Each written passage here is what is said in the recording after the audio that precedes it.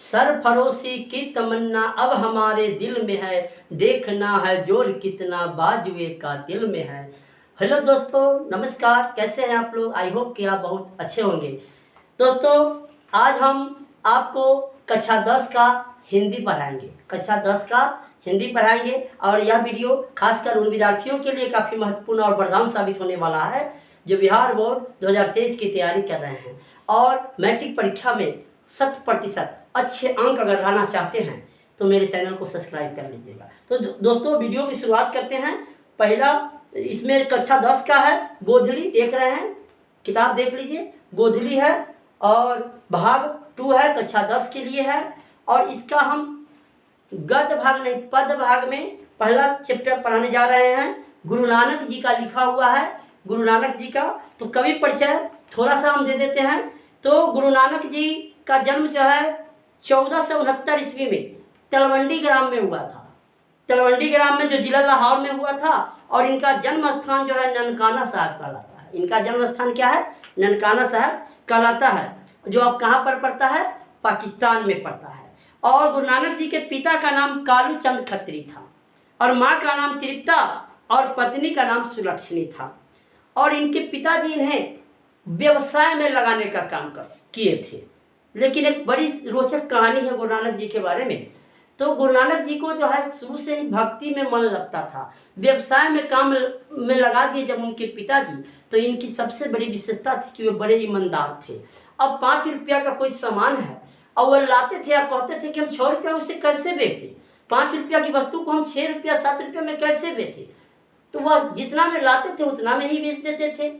तो इस व्यापार में आने जाने में खर्चा और जो होता है खर्चा, इसका नतीजा क्या होता था कि इनको घाटा लग जाता था। तो व्यवसाय में इनका मन नहीं लगा और अंत में वे भक्ति की ओर जो है उनका मन जो है झुकता गया, लगाव जो है बढ़ता गया।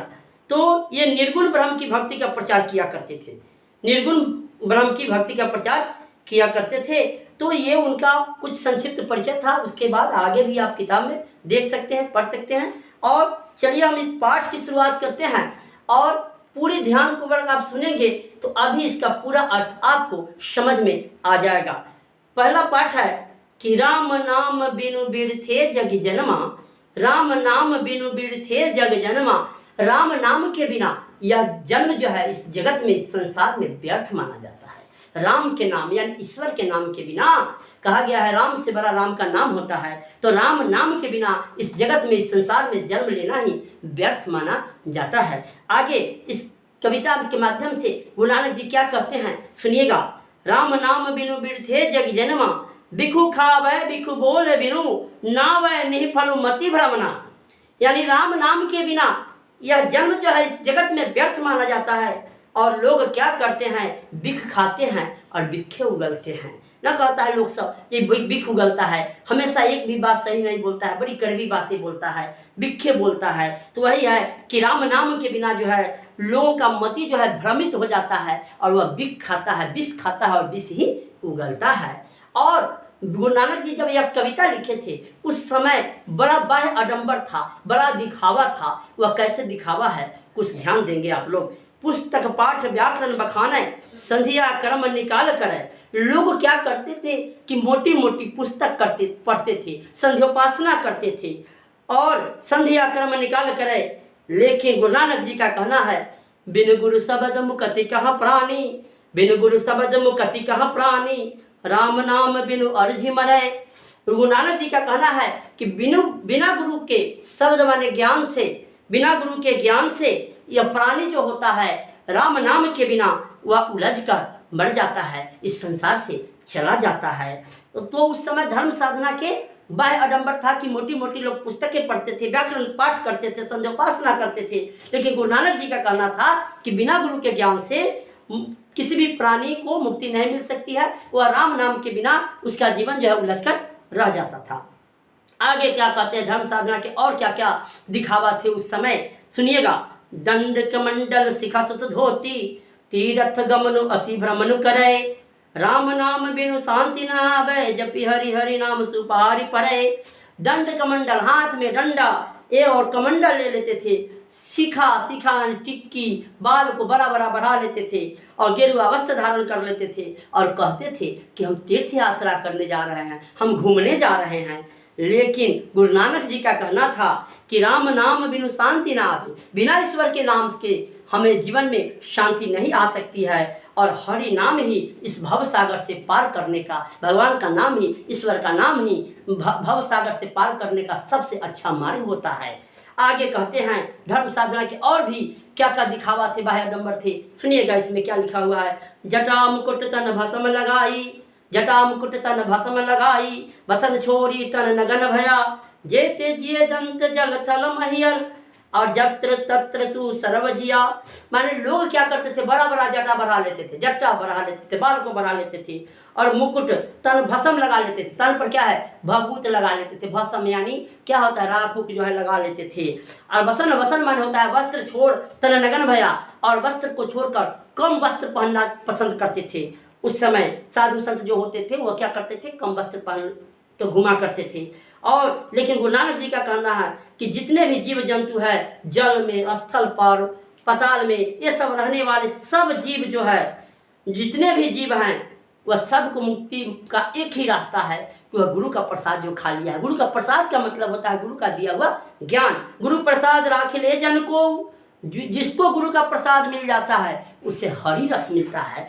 हरि रस मान होता है प्रसन्नता, खुशियाँ। रस मान एक भीड़ भी होता है, रस माने क्या होता है, भीड़ भी होता है। यहाँ रस माने होता है आनंद, खुशियाँ। तो हरि की प्रसन्नता, हरि की खुशियाँ का पात्र कौन होता है, जो गुरु का प्रसाद खा लेता है, यानी गुरु के से जो ज्ञान प्राप्त कर लेता है। इसलिए गुरु के प्रति हमें सच्ची भक्ति रखना चाहिए। और इसमें गुरु नानक जी का हो रहा है, इसलिए हम नहीं बोलना चाहेंगे। नहीं तो कबीरदास जी क्या कहे थे कि गुरु गोविंद दो खड़े काके लागू पाए, अब बलिहारी गुरु आपनो गोविंद यो बताए। तो कहने का तात्पर्य है कि अनेक कवियों ने गुरु की महिमा का बखान किए हैं। और यहाँ पर मैंने गुरु नानक जी का कहना है कि राम नाम के बिना यह जीवन जो है जगत में व्यर्थ माना जाता है। तो राम नाम बिनु मृत्यु जग जन्मा, इसमें का एक पैराग्राफ, एक पाठ समझिए तो उसका आधा भाग जो है खत्म हो गया। आगे है दूसरा कि जो नर दुख में दुख नहीं माने, जो नर दुख में दुख नहीं माने। कुछ लोग जो होते हैं अपने दुख को बढ़ा चढ़ाकर बयां करते हैं, बहुत बड़ा वर्णन करते हैं, बहुत बड़ा ब्यौरा देते हैं। लेकिन कुछ लोग ऐसे भी होते हैं कि अपने दुख को अपने दिल में ही दबा कर रखते हैं, उसे दूसरे के सामने प्रकट नहीं करते हैं, और दूसरे के दुख को अपने दुख से भी बड़ा समझते हैं। आगे इसमें कवि क्या कहते हैं, ध्यान से सुनेंगे आप लोग। जो नर दुख में दुख नहीं माने, सुख सने और भय नहीं जाके, कंचन माटी जाने। तो जो नर बड़ा से बड़ा दुख में भी दुख को दुख नहीं मानता है, सुख स्नेह और भय नहीं जाके, न जिसे सुख की कामना है, न किसी से स्नेह की कामना है, न किसी के उसके जीवन में न भय है, और दूसरे के समान को, कंचन माने होता है सोने, सोने के समान को भी वह मिट्टी के समान का, कंचन माटी जाने, सोने जैसे वस्तु को भी वह मिट्टी के ढेले के समान समझता है। और कहता है नहीं निंदा नहीं स्तुति जाके। वे जो लोग माने ऐसे होते हैं, कुछ लोग ऐसे होते हैं, न किसी की निंदा करते हैं, न किसी की स्तुति करते हैं, गुणगान करते हैं, और जिसके जीवन में न लोभ मोह अभिमान, लोभ मोह अभिमाना, जिसके जीवन में न मोह है, न लोभ है, न अभिमान है। हर्ष शोक ते रहे न्यारो, जिसके जीवन में न हर्ष है और न खुशी है, और न जो है शोक भी उसको कोई परेशान करता है। मैंने कहने का तात्पर्य है खुशी हुआ फिर भी वह खुशी रहता है, और दुख होने पर भी वह खुश रहता है, वह निराश नहीं होता है, न ही मान अपमाना, और न उसे मान की चिंता है, न अपमान की चिंता है। आशा मनसा सकल त्याग के, और उसके जीवन से आशा रूपी बतासा को वह समाप्त कर लेता है, यानी आशा को मन से त्याग कर देता है। और जगते रहे निराशा, न आशा है की चिंता है और न निराशा की चिंता है, न कभी उसके जीवन में आशा रहता है और न कभी क्या है, निराशा रहता है। काम क्रोध यही पर से नहीं, कहने का तात्पर्य है कि जिसके जीवन में काम यानी बुरा वासना नहीं है, न क्रोध है, उसी के घट में, घड़ा में, घट में, हृदय में, दिल में ईश्वर का निवास होता है।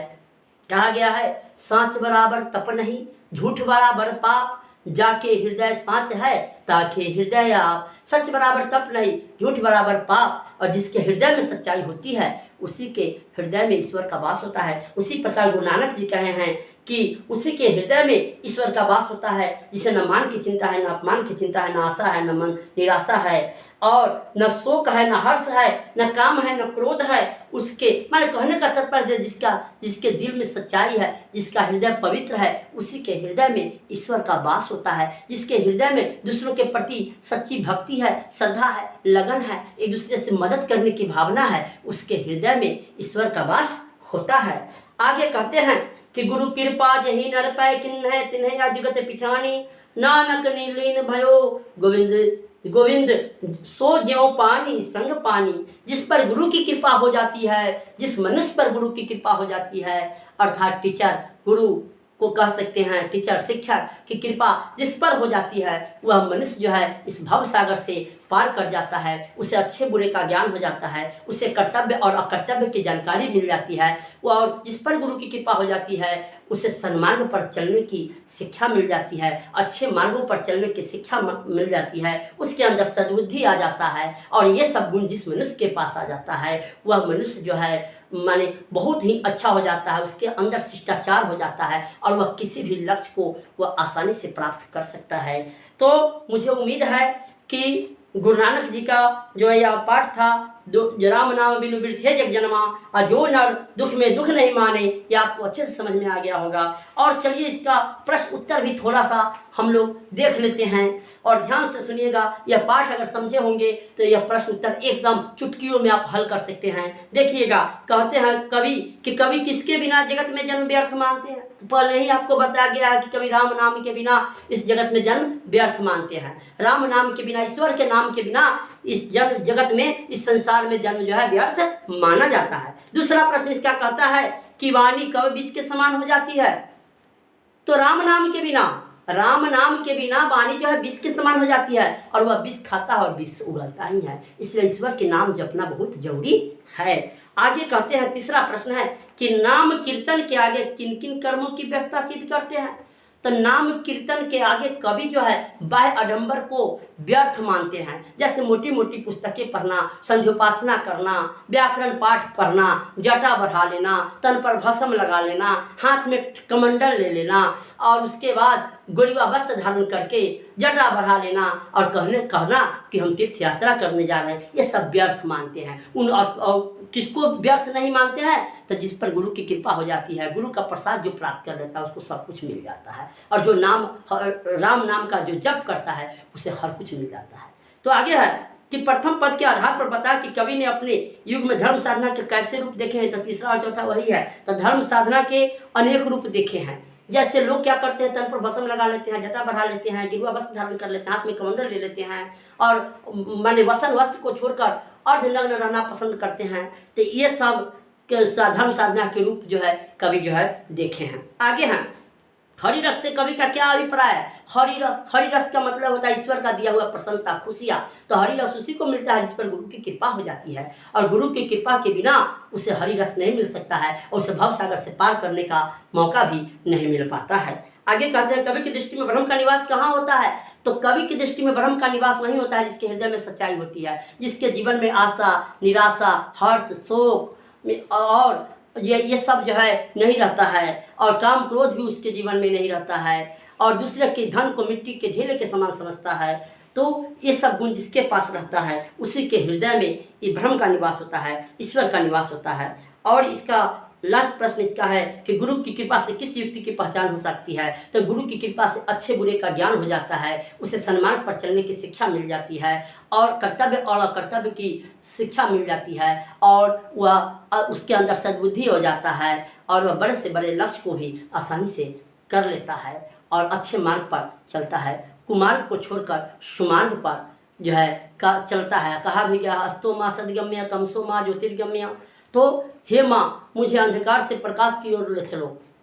समझ रहे हैं। तो उसी प्रकार गुरु जो होते हैं वह विद्यार्थी को क्या करते हैं, अंधकार से प्रकाश की ओर ले जाते हैं, कुमार्ग से सुमार्ग की ओर ले जाते हैं। तो गुरु की कृपा जिस पर हो जाती है वह अच्छे बुरे का ज्ञान से हो जाता है, अच्छे मार्ग पर चलने का ज्ञान हो जाता है। तो मुझे उम्मीद है कि यह पाठ जो है आपको बहुत अच्छी लगी होगी, और इस तरह की और भी मज़ेदार क्लास अब पढ़ना चाहते हैं, चाहे लेना चाहते हैं, तो आप मेरे चैनल को सब्सक्राइब कर लें। बगल में बेल आइकन है, उसको भी दबा दें, ताकि आगे आने वाली हर एक इन्फॉर्मेशन आप तक आसानी से पहुंच जाए। तो मिलते हैं अगले वीडियो में। Thank you for watching.